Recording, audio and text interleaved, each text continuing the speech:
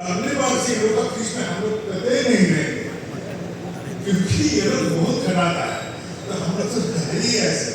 अब उसके ऊपर जो भाई था वो बोलता है कि तू लोग नहीं रहेगा तो हम भी नहीं रहेंगे, क्योंकि उस पर तो हो जाएगा नहीं। तो हम लोग ऐसे ही करके चलते हैं। तो यही है हम लोग का पारिवारिक थोड़ा सा काया है। मेरे कुछ बातों में, कुछ चीजों में थोड़ी सनक है, जाके बांग्ला वाले बाती कुछ सनक, थोड़ी सी सनक है।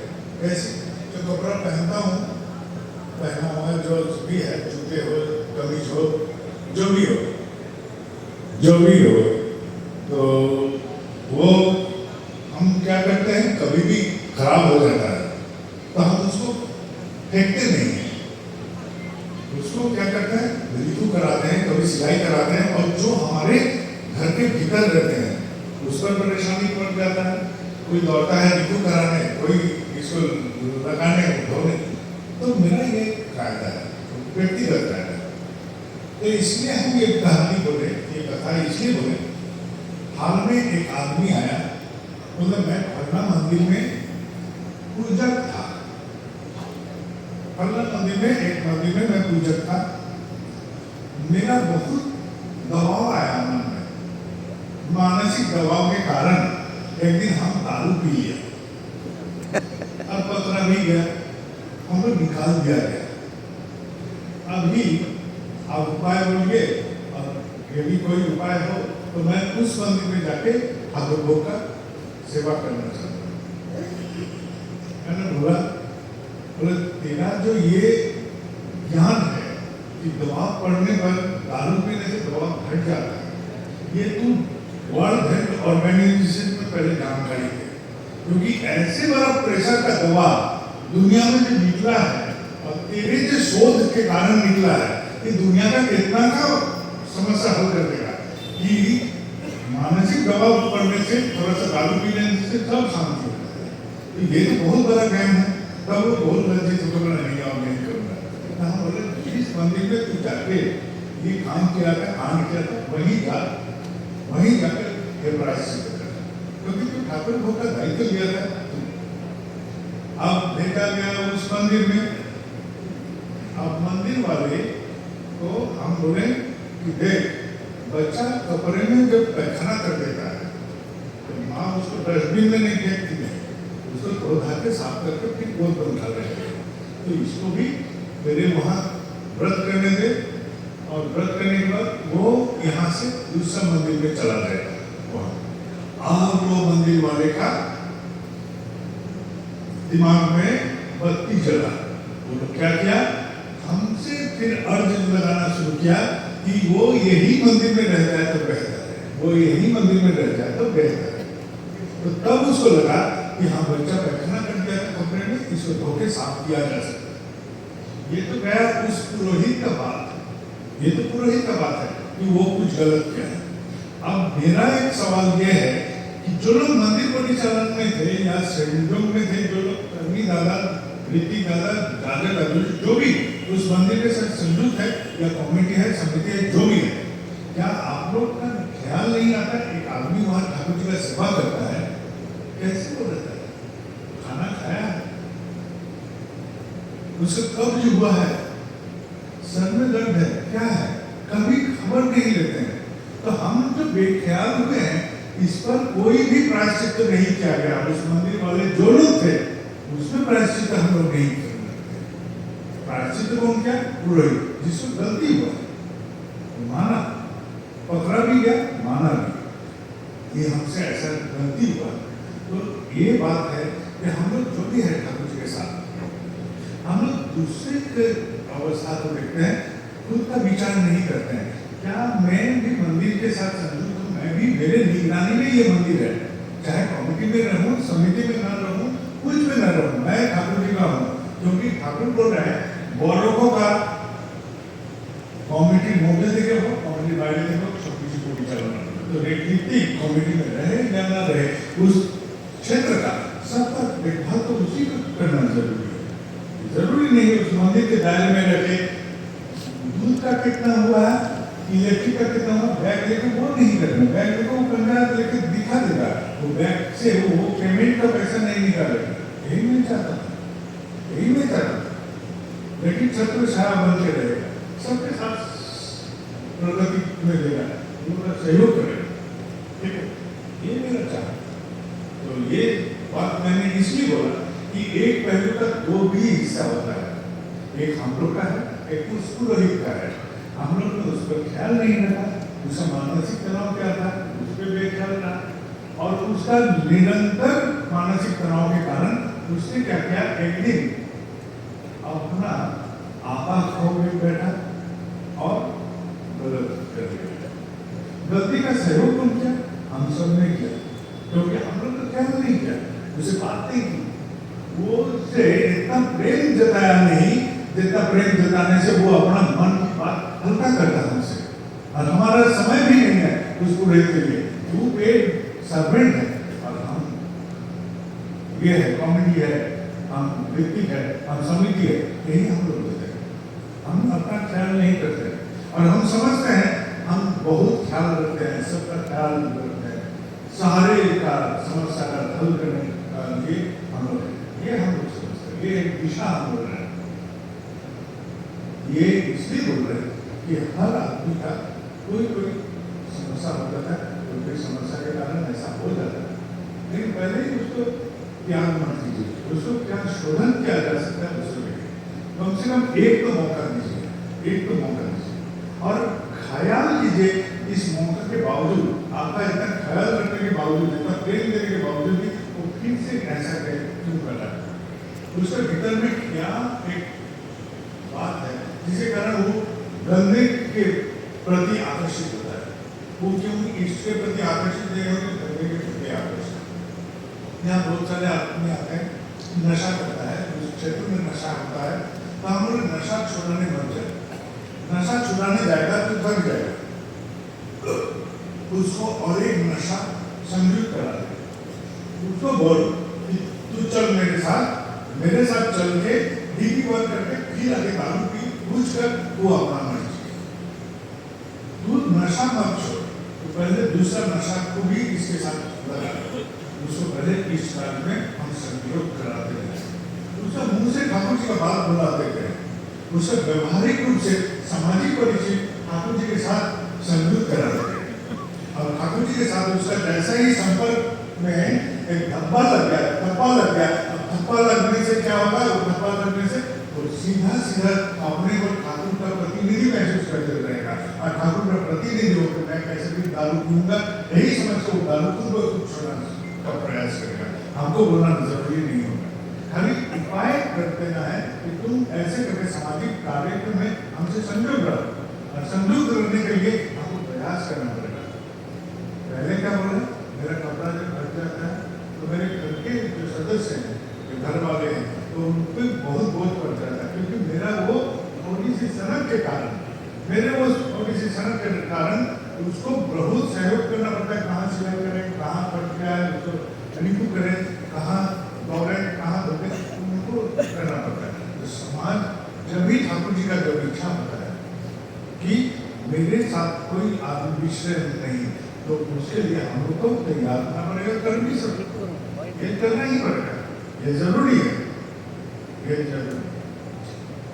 सामने में अभी हम घर से सुन रहे थे कि छूट का आराम में लेके बहुत सारे बात हो रहा था, प्रश्न आ रहे थे, तो हम समझते हैं मैं डॉक्टर ही बन रहा हूँ, इंजीनियर बना हूँ, मेरी शास्त्र कभी पढ़ना नहीं, हम शास्त्र को सुन के ज्ञान उपलब्ध किया हो, शास्त्र के बारे में कुछ भी तो थोड़ा बहुत जानता हूँ, मेरे आसपास पे सुन के सीखा हूँ, सुनते हुए सीखा हूँ, एक पढ़ा नहीं।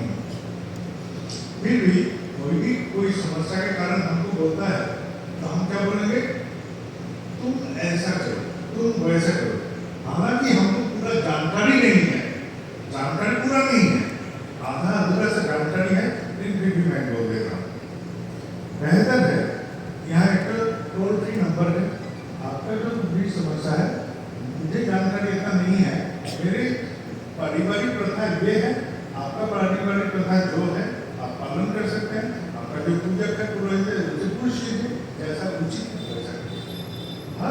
चीज में, क्योंकि समय के साथ प्रथा का भी बदल होता है और प्रथा का बदल होता है। पहले इतना दिन का होता था, अभी इतना दिन का होता है, तो वो प्रथा बन गया।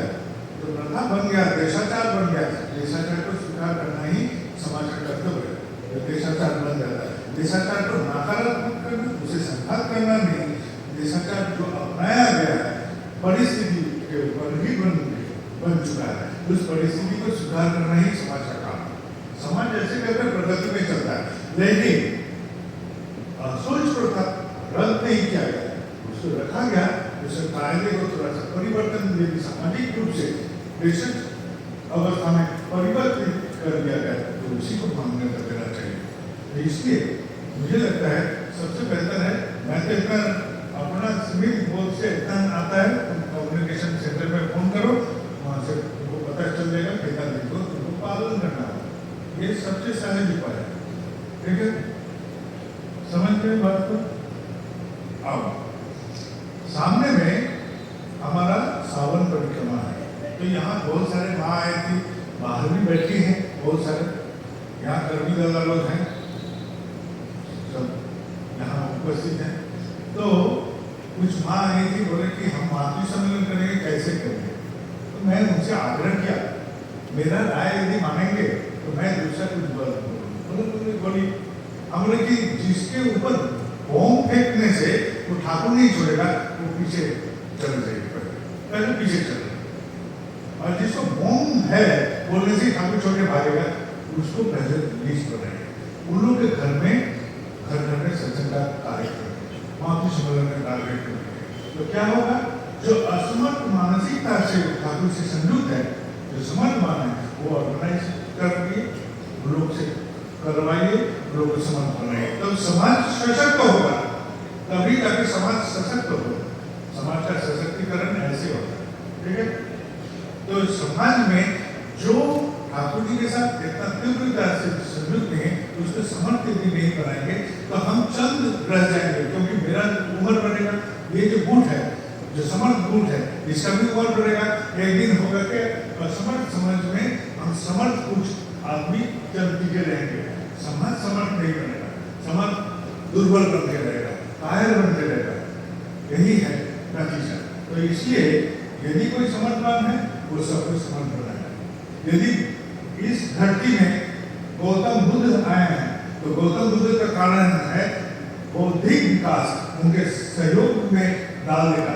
सहयोग में डाल देने से नालंदा होगा, तक्षशिला होगा, ऐसे यूनिवर्सिटी बनेंगे, क्योंकि वो बुद्ध का ही अनुगामियों ने इसको निर्माण किया था, क्योंकि बौद्धिक विकास उसी से हुआ है, प्रसारित उसी से हुआ है। हो सकता है कि सदियों से हमारे यहाँ बौद्धिक विकास चल रहा था, लेकिन जब गौतम बुद्ध आए, उनके अनुयायियों के द्वारा इसको और भी प्रभावित और प्रभावशाली रूप से प्रकाशित किया। यदि हम बोलते हैं ठाकुर जी परम प्रेममय, यदि हम बोलते हैं परम प्रेममय, परम दया, हमसे पूछा गया ठाकुर जी के बारे में कुछ बोलना है, हमने सबसे संक्षिप्त रूप से ठाकुर जी को प्रकाश करना है, तो दो ही शब्द बोलो, प्रेम, उसी में हो जाएगा, या दया बोलो, जो भी बोलो। दया दिखता नहीं है, प्रेम भी दिखता नहीं है। प्रेम का यदि आकृति होता है, यदि दया का कोई आकृति होता है, तो कैसे होता है? वो ठाकुर जी जैसे होता है। तो ठाकुर जी वो है वास्तव रूप, प्रेम या दया का वास्तव रूप। तो इससे ज्यादा हम क्या बोलेंगे ठाकुर जी के बारे में? प्रेम और दया के सिवा क्या बोल रहे हैं? इससे अलावा कुछ बोल ही नहीं सकते हैं। और जो भी बोलते हैं वो अपने मानसिक विचार से विश्लेषण करके अपना एक दृष्टिकोण उन पर लगा के बोलते हैं। लेकिन मैं जो बोलता हूँ पूरा अधूरा अधूरा कहानी है, पूरा कहानी तो नहीं हो सकता। ठाकुर जी के बारे में कुछ भी हम बयान करें वो आधे अधूरे सही रह जाएगा, ठीक है? तो मैं ये कहना चाहता हूँ कि जो भी है, जैसा भी है, हम लोग जो भी कार्य करने जा रहे हैं, जो भी करने जा रहे हैं, नतीजा ये होना चाहिए कि हम ठाकुर जी के बारे में जो लोग बोलने समर्थ नहीं है उन लोगों को बोलें। ये जो मंच है, यही मंच में मैंने ये देखा है कि दुर्गा पूजा के समय पहले आश्रम के नजदीक में एक जगह में मोहल्ला में दुर्गा पूजा होता था। इसमें आश्रम का बहुत सारे लोग रहते थे, बाहर के मोहल्ला रहते थे, वहाँ एक पूजा होता था और बाबा भी जाके वहाँ बैठते थे। ये नजारा था। बाबा के गुजरने के बाद वो सब बंद हो चुका सब नहीं होता है। तो आश्रम में माँ लोग सब जाके मेरे पति को और उनकी माँ को बोली कि पौराणी यहाँ कुछ कार्यक्रम किया जा सकता है, तो बोले हाँ करेंगे। तो 550-600 माँ लोग एक साथ सब कार्यक्रम, कोई नाच रहा है, कोई गाना गा रहा है, कोई वक्तृता दे रहा है, कोई कुछ कर रहा है। जब मन में उठा 150 माँ का पूरा साउंड, ठीक है, पूरा साउंड करेगी क्या, वो लोग तो एक साथ इतना खुश है।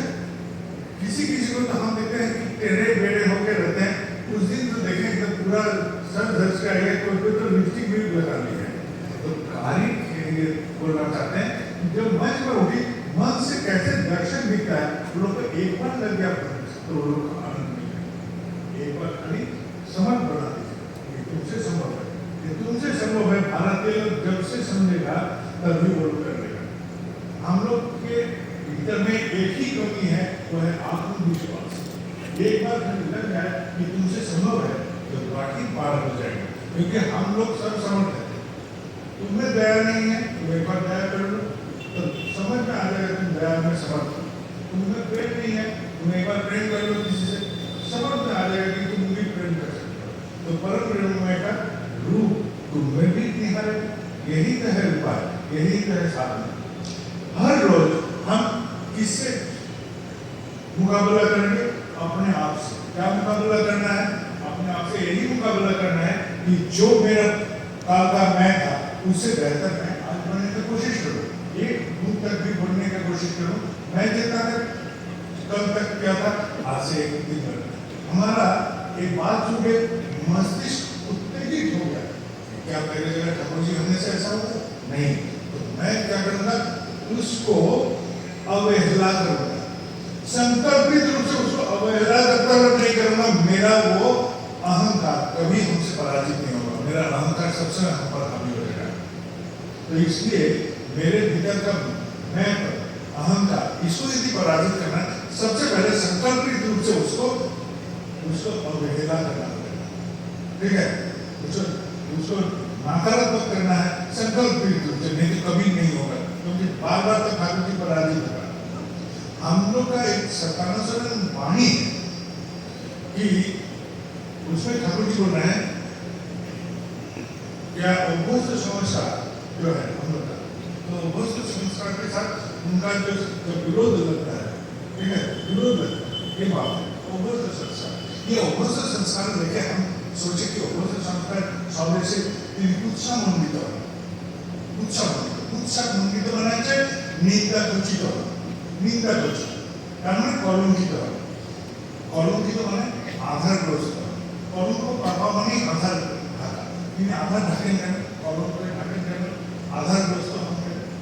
आज स्वदेशी बन के हमें भावना स्वदेश माने है पावना, स्वदेश माने देवघर, कहाँ चला स्वदेश है वो इतने ना पावना है ना देवघर ना, हमारा अंतर आता है, कारण एक ही है कि तीन तो देश, देखा नहीं ऐसे तीन लीला करते हैं, और एक ही नहीं हमें ताकि कलंकित करी हमारे उद्देश्य समझ कर दिए, ताकि पराजित करी बार बार हमारा अंतर आता है, ये है जो हमारा अंतर आता दिए, हमारे उद्देश्य समझ कर दिए, हमें बार बार ताकि पराजित करी यार एकाने तीन आधार है, ये है चार्ज करो, एक पिंगलो देश से तीन कलंकित होते हैं, ये हमारे देहो देश, ये देहो देश से तीन कलंकित होते हैं, তিনি আমার দলে পরাজিত হচ্ছেন, আমার অভ্যস্ত সংস্কার দ্বারা পরাজিত হচ্ছেন, আমার মধ্যে দিয়ে তিনি প্রস্ফুটিত হচ্ছে।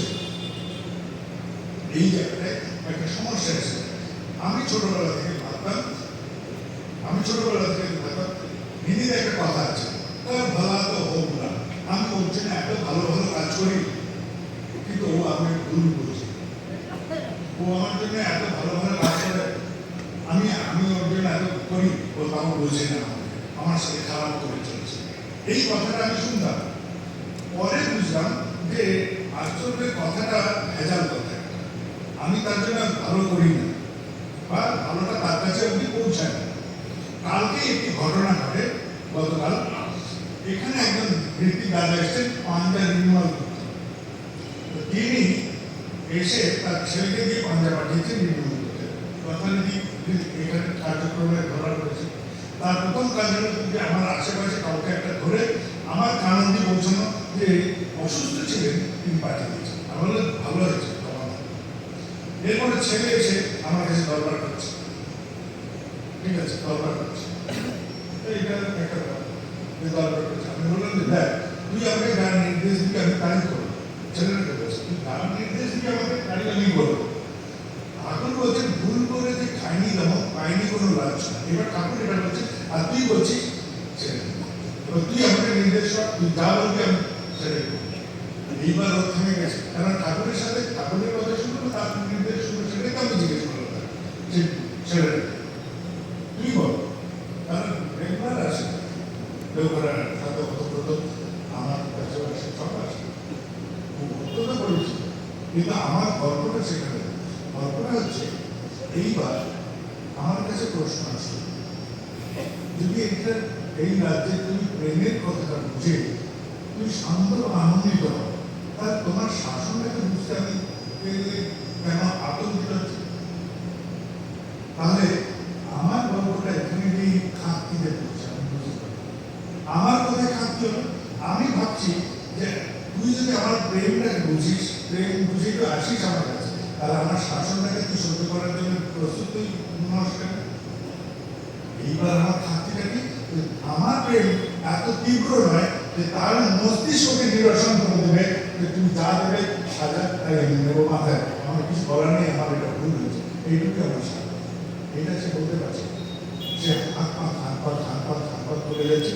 তাহলে খাঁকিটা কার শুধু কি ওই ব্যক্তি যিনি এটা বেশ বারবার বলছেন বিভিন্নভাবে বিভিন্ন মাধ্যমে তিনি যে আমার কাছে জানাচ্ছিলেন যে তার এই গর্বিত কর্মের জন্য যে ত্রুটির কথা যেন আমাকে কেমন দিতে যাচ্ছেন সেটা কেবল তারই ত্রুটি না আমি আমারও আমি কেন পৌঁছাতে পারলাম না তার অন্তরাজ্যে কেন আমি আরো মসৃণ পেলক দিতে ছোঁয়া দিতে পারলো না আমার প্রেম কোথায় খাঁকি থাকলো এসে আমার উপর আস্থা রাখতে পারলো না যদি তুমি আমাকে ভালোবাসা দিয়ে যেতে তাহলে তোমার শাসন আমি দিতে পারি তাহলে এটা আমার খাঁকি। তাহলে এইটাই হচ্ছে আমাদের সবচেয়ে বড় প্রশ্নের সম্মুখীন হতে প্রতি মুহূর্তে কি আমি আমাকে শাসন করছি শাসন তিনি করবেন না শাসনটা এখানেই আসে। আমি আত্মশাসন যতক্ষণ করবো ততক্ষণ আমি মানুষ হিসেবে বিকশিত হবই না। আমি 14 বছর আগে যে কথা বলতাম আজও তাই বলবো 64 বছর আগে যে কথা শুনেছি সেটা কি রোগড়ে যাবে আমার কোনো উত্তরণ নেই। তাই আমার প্রতিদিন প্রতি মুহূর্তে এই যে আমি যে মানসিক গল্পটা বললাম এখন এই গল্প আমার মধ্যে নিরন্তর চলতে থাকে নিরন্তর চেষ্টা করি এইভাবেই চেষ্টা করি। তাই আমি আমার সাথে আমি কমপ্লিট করি আমি আর কারোর সাথে আমার প্রতিপক্ষ যদি কেউ থাকে সেটা হচ্ছে আমি নিজেই। কারণ আমার গতদিনের আমার থেকে আজকের আমি কিছুটা চিন্তা বেটার করতে পারি কিনা এটা দেখা আমার চিন্তাটা আগের দিনের থেকে বেটার হলো কিনা আমার বিকাশ হলো কিনা মানসিকভাবে চিন্তার বিকাশ হলো কিনা দেখা এটা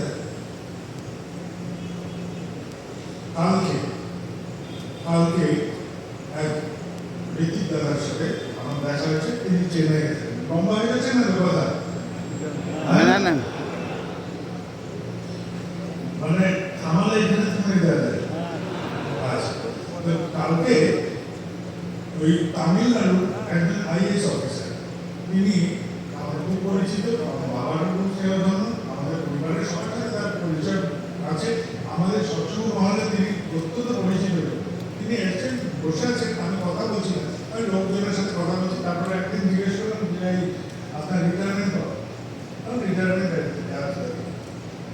তখন আমি বললাম যে রিটায়ারমেন্টের পরে কি করবেন নিজের রাজ্যে ফিরে এসে রাজধানীতে একটা বড় অ্যাপার্টমেন্ট নিয়ে ওখানে আরামে মাথাটা ঘুরছে কিনা এইসব এটাই আমার প্রশ্ন ছিল নাকি যে রাজ্যে আপনি কর্মকাণ্ড করেছেন সেখানে রয়ে যাবেন চেষ্টা করেন না আমি আমার যে কর্ম রাজ্য সেটা ছেড়ে এখনই আসছে না ঠিক তো। এবার একটা কথা বলি একজন মহিলা একটা মহিলার গল্প তার নাম হচ্ছে সান্ড্রা লাভি জকোভিক ইনি সুইজারল্যান্ডের মানুষ তিনি সুইজারল্যান্ডে পড়াশোনা শেষ করে তিনি একটা কর্পোরেটে চাকরি পান বিশাল কর্পোরেটে চাকরি পান এবং কর্পোরেট দুনিয়ায় চাকরি করতে করতে তিনি দুবাইয়ে বড় কোম্পানি বহু টাকা তার স্যালারি তার বিশাল অ্যাপার্টমেন্ট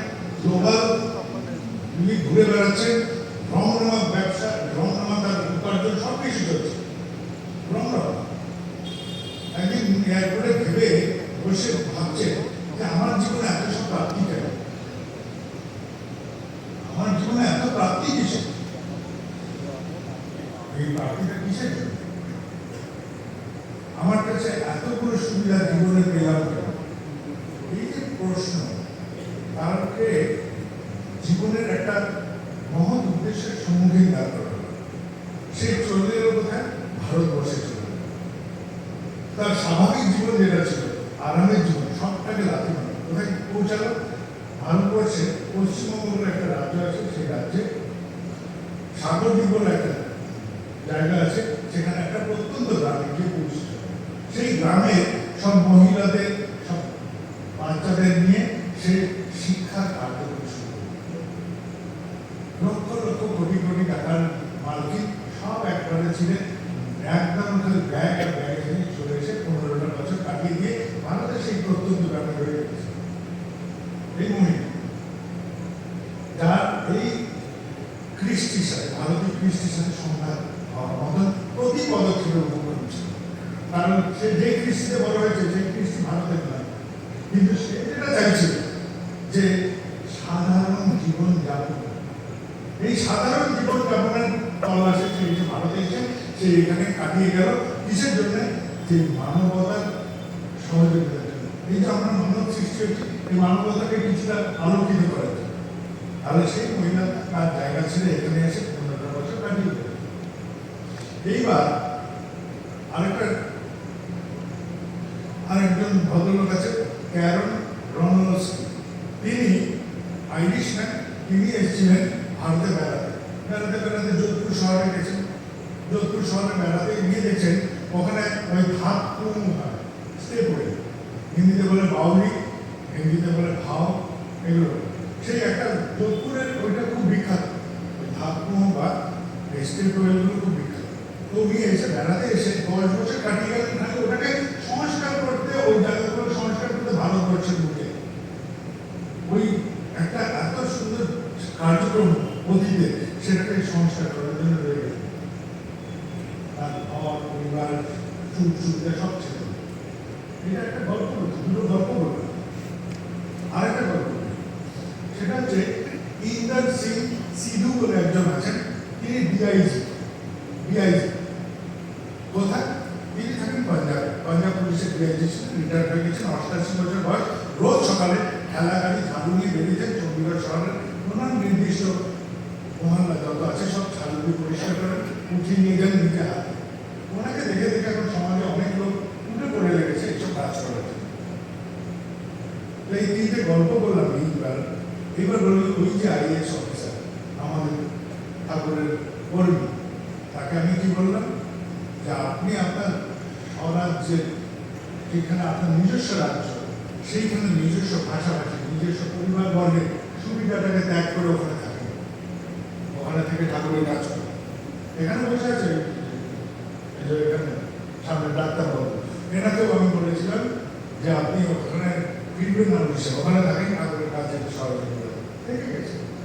তার নিজের ক্ষমতা অনুসারে করেছেন, তার বুদ্ধির বিকাশ আরো ঠাকুরের কাজ তিনি করতে পারবেন, নিজেরও উত্তরণ হন, নিজেরও চিন্তার পরিবর্তন হন, আরো কাজ হবে। কিন্তু তাই যে ডিআইজি যিনি রিটায়ার করেছেন, তার মতন এনাকে বলবেন, কিন্তু অনেক বড় অফিসার। আর বললেন যে রিটায়ারমেন্টের পরে প্রথম কাজ যেটা করবেন, আপনার এই অফিসার সত্তাটার গলা টিপে মেরে দেবেন। নিজের অফিসার সত্তা, নিজের যেটা পার্থিব জগতের প্রাপ্তি, সেটা গলা টিপে হত্যা করেন, তারপরে গিয়ে ঠাকুরের কাজ হতে পারবেন। একদম ধ্যানটা বসে মাটিতে বসে শিখতে পারেন। এইটা আপনি শিখতে হবে। যারা আমাদের মধ্যে অনেক অফিসার আছে, তাদের দ্বারা ঠাকুরের কাজ কোথায় গিয়ে থেমে যায়, তাদের অতীতে এসে তাদেরকে স্যার উপাধিতে বিভূষিত করে রেখেছে। সেইখানটায় গলা টিপতে পারি না বলি আমরা কিন্তু আটকে যাই। ঠাকুরের কাজকে করতে গেলে আমার ব্যক্তিগত যা কিছু অ্যাচিভমেন্ট সবগুলোর গলা টিপতে হবে, তবে গিয়ে আমি ন্যায়িত হব, তবে গিয়ে তোমাকে পাবো, তার আগে পাবো। ঠিক আছে, এবার শেষ প্রহর একটা ছোট্ট কথা বলি। ঠাকুরের কাজে দুটো গল্প আছে, ঠাকুরের কাজে দুটো গল্প আছে। একটা হচ্ছে নিবেদনের গল্প, নিবেদন। ঠিক আছে, নিবেদন। নিবেদন কি জিনিস? নিবেদন হচ্ছে যেখানে আমি আমার গল্পটাকে রাখছি,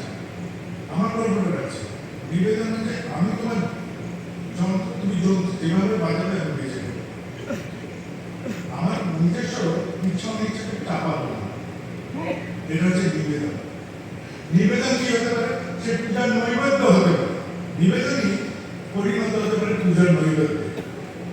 ঠিক আছে, এই নিবেদনে পূজার নৈবেদ্যতে রূপান্তরিত। আর একটা আছে কি প্রদর্শন। নিবেদন একদিকে আছে, প্রদর্শন একদিকে আছে। প্রদর্শন কি, যখনই কোনো কাজ করি, ক্যামেরা আছে তো, দেখো আমি বসে আছি, এখন ক্যামেরা আছে, বিভিন্ন লোক মোবাইলে তুলছে, ছবি দেখছে, এগুলো প্রদর্শন। এটা কিন্তু মূল গল্প। এই প্রদর্শনটা যদি আপনি পেয়ে বসে, তাহলে আমার একান্ত গল্পটা কি হবে, সেটা সব হারিয়ে যাবে। আমি একান্তে কি করে নিজেকে তৈরি করি প্রত্যেক দিন, সেটা কিন্তু হারিয়ে যাবে প্রতি মুহূর্তে। আর আমার আচরণটা আমার বউকে, আমার বাচ্চাদেরকে, বা আমার ঘরের চৌকিতে যারা থাকে, তাদের কৃষ্ণরা অশ্রদ্ধা দিচ্ছে আর শ্রদ্ধা দিচ্ছে, সেটাও তো প্রথম প্রশ্ন।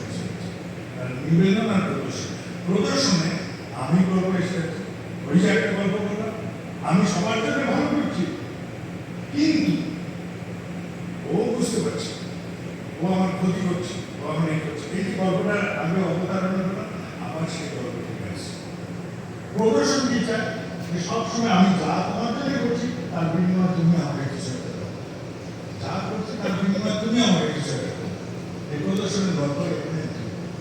তো তোমার বাড়িতে এসেছি, আমি একটা রচনা করে মুগ্ধ হয়ে যাই।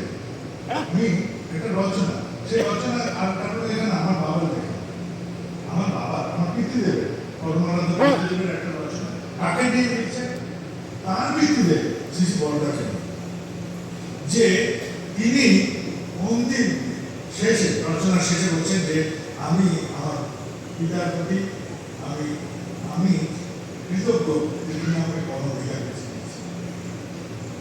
তিনি আমাকে পরম বিদায়ের সাথে সংযুক্ত করিয়েছেন, নিয়েছেন, তার সাথে আমার সম্পর্ক রচনা করে দিয়েছেন।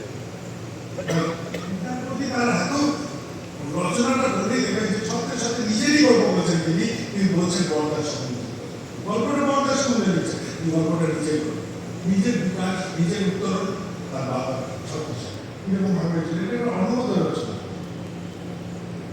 এখানে বইটা পাওয়া যায় পাবলিশিং এ, আত্মজনের কথা।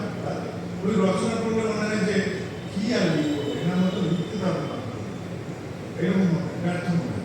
তো গল্পটা এই জন্য বললাম যে অন্তিমে সেইখানেই কৃতজ্ঞতা বোধ, ঠিক আছে, জন্ম দেওয়ার জন্য না, তুমি আমার খাওয়া দাওয়া দিয়েছো এই জন্য না, তুমি আমাকে নিজের সাথে সংযুক্ত করে দিয়েছো। আলটিমেটলি গল্পটা দাঁড়িয়েছে ঠাকুরের সাথে তুমি আমাকে যোগাযোগ করে দিয়েছো, তাই তোমার প্রতি আমি চিন্তিত। এটাই হচ্ছে মূল গল্প, কৃতজ্ঞতা বোধের প্রকাশের গল্প। তাহলে আমরা কর্মীদের কি কাজ, মানুষের চেতনা ঠাকুরকে জাগিয়ে দেওয়া, আমাকে নিজেকে জাগানো না, আমার নিজেকে জাগাতে গেলে হয়ে যাবে যে আমি তোমার জন্য এত করি, তুমি আমাকে এটা করবে। প্রশ্ন আবার এসে গেছে, আবার সেই প্রশ্ন, আমি তোমার জন্য এত করি, তুমি আমার সাথে এরকম করবে, তুমি আমাকে ছেড়ে ওকে নিয়ে গেছো সচ্ছন্দে, এটি আসলে প্রশ্ন। গল্পটা এখানেই এসে উপস্থিত হচ্ছে। তাহলে আমার প্রদর্শনের এই গল্প সব ভাই যাবে। আর এই মানুষ, আমরা যারা মানুষরা আছি পৃথিবীতে, প্রত্যেকে একদম মানব সভ্যতার একদম আদি যুগ থেকে এই প্রতিকূলতা, প্রতিকূল পরিস্থিতিতে যুদ্ধ করতে করতে যথেষ্ট চলছে। আমরা আগুন জ্বালিয়েছি, টাকা বানিয়েছি, গুহায় থাকা মানুষ, আমি শিকার করে খাওয়া মানুষ, কাজ শিখেছি, বাড়ি বানিয়েছি, সংস্কার বানিয়েছি, সংস্কৃতি বানিয়েছি, আমাদের একটা সমাজ বানিয়ে দিয়ে ফেলেছি, আমরা এরকম করে চলেছি। আমরা প্রত্যেকে খুব চলছি। তাই আমার প্রদর্শন করার প্রবণতা সবাই কিন্তু দেখতে পাবে। তাই আমি কিন্তু প্রতিদিন আমার কাছেই পরাজিত হচ্ছি, শেষে ঠাকুরের কাছে, তোমাদের কাছে আমি পরাজিত হচ্ছি, আমার কাছে যা আমার হওয়া উচিত সেই আমি বারবার পরাজিত হচ্ছে। এই জন্য এই স্বদেশে ঠাকুর কলঙ্কেই থাকছে, আলোকিত হচ্ছে। তাই আমার প্রকাশের মধ্যে দিয়ে তুমি বেরোচ্ছ না, এটাই বলো। আর চাহিদা যখন চরম ওঠে, তখন আমি কি বলি, হাত পা ছুটি, আমার আনন্দ হারিয়ে যায়। কারণ আমার প্রদর্শনের সার্টিফিকেট দিচ্ছে না কেউ, সেরকম।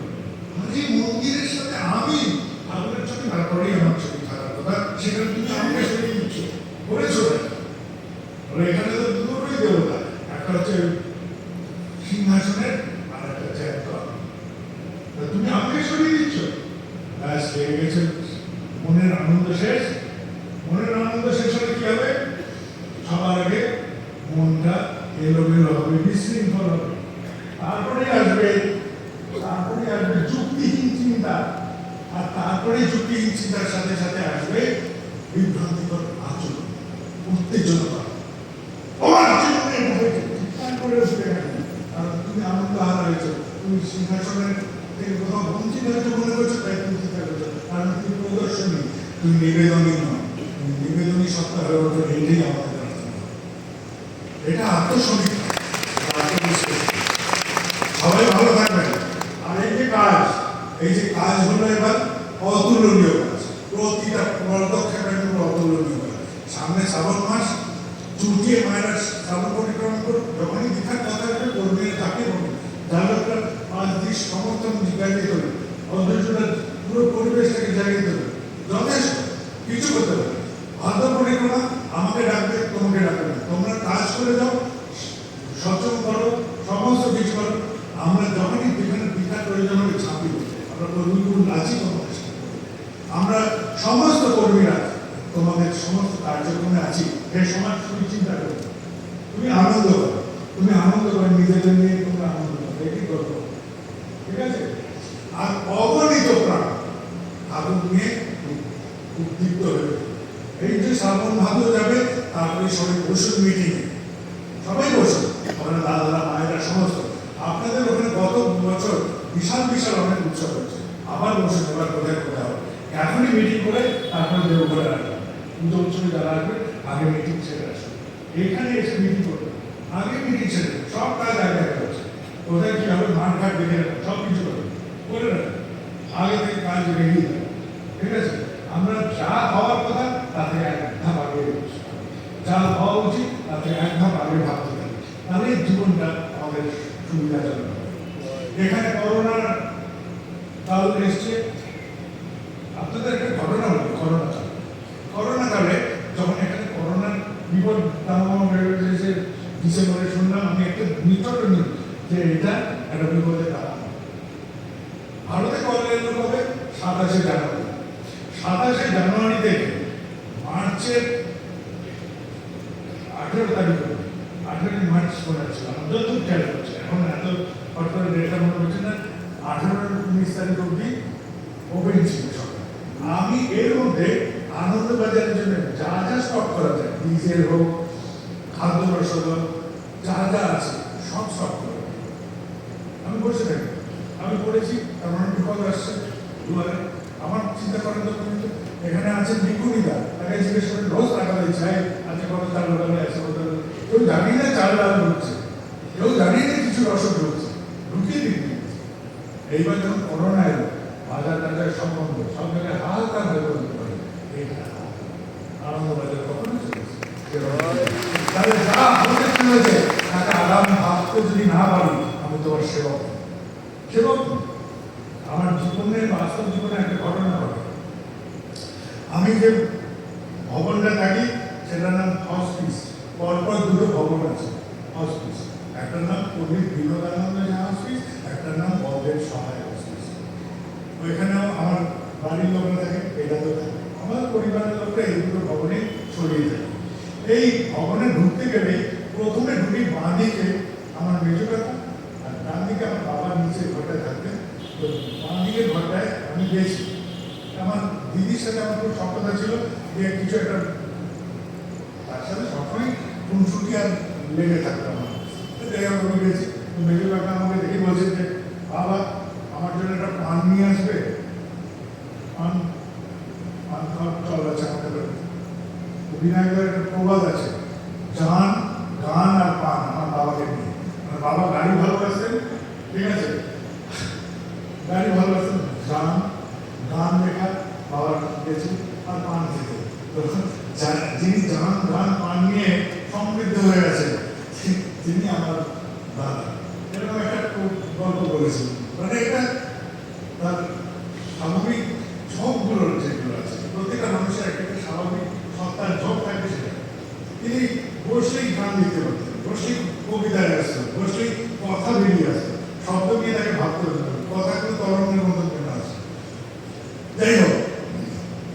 এখন আমি যখন মেজো কাকার ঘর থেকে বেরোলাম, বেরিয়ে সোজা যেতে হয়, গিয়ে আবার বাঁ দিকে গিয়ে ওপরে ওঠার সিঁড়ি, ওপরে ঠাকুমা মা এরা সব থাকে। আমি এই ঢুকে বাঁ দিকে টান দিয়েছি, দেখি দুলাল মজুমদার তিনি ঢুকছেন মেজো কাকা। আমি আটশোতে দিকে চলে গেলাম, গিয়ে পান আনার সময় মেজো কাকার পান নিয়ে এলাম। আমি যেই মেজো কাকার পান নিয়ে মেজো কাকার হাতে দিলাম, তো তিনি বলছেন ইস দুলালদা, আপনি একটু আগে এলেন না, তাহলে আপনার জন্য পান টানান। আমি বললাম যে আগে আমি আরেকটা নিয়ে এসেছি। আমি দিলাম দুলালদার হাতে, এবার দুজন পান খাচ্ছেন, আমি বেরিয়ে এলাম। আমি বেরোনোর সময় একটা আশীর্বাদী বচন পেলাম যে এর নাম ফোর্থ জেনারেশন, যে যা কিছু হচ্ছে হাতু নিয়ে চললে এইটা হতে পারে আমাদের জীবন। এইটা হচ্ছে হাতু নিয়ে চললে নিরন্তর আমি আমার ছেলে এরকম করেই থাকতে হয়। আর উৎসাহ কখনো হারাতে নেই। বয়স নিয়ে ভাবতে নেই। যদি বললাম একটা 88 বছরের ডিআইজি অফিসার, তিনি রোজ ঝাড়ু নিয়ে যাচ্ছেন শীত গ্রীষ্ম বর্ষা, তিনি যদি পারেন শহরের ময়লা পরিষ্কার করে, মনের ময়লা পরিষ্কার করতে আমরা কর্মীরা পারবো না, বয়সটা কি বলবো, ওইসব গল্প করলে হবে না। আর আমি 59 বছর করেছি, আমার একটা নিজস্ব ইচ্ছা আছে যে আমি আমার নাতির সাথে ফুটবল খেলবো, তারপর বুড়ো হওয়ার কথা ছিল। তো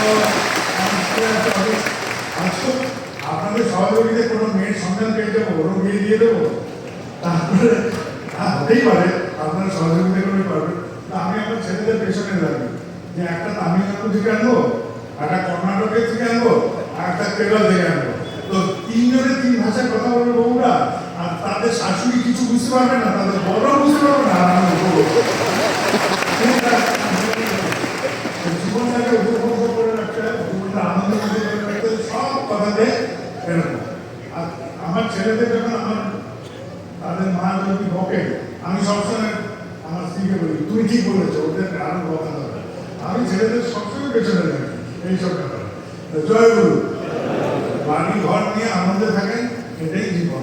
যেটুকু পারবেন, অঢেল সময় হয়তো বাড়ির জন্য দিতে পারি না, যেটুকু পারি তার মধ্যে যদি আনন্দ দেওয়া যায়। সবাই ভালো থাকবেন। এরপরে বাড়ি যাওয়ার পালা, বহু লোক আছেন যাদের বাড়ি যাওয়ার জন্য এই থেকে বেরিয়েই প্রসাদ খাবেন কিনা জানি না, তাড়াহুড়ো লেগে যাবে। সবাই সাবধানে যাবেন, সবাই যেরকম করে বাড়ি ফিরলে বাড়ির লোকও আশ্বস্ত হয়, ঠাকুরের মনেও আশ্বস্ত লাগে যে ওরা ঠিক মতো ফিরেছে, সেরকম করে। ঠিক আছে, জয় গুরু। বলরামের গান ছিল না আজকে, ধ্বনিটা দিয়ে দেন, তাহলে ধ্বনি দিয়ে এখানেই শেষ হোক। আমি একটু বেশি লম্বা করে ফেলেছি।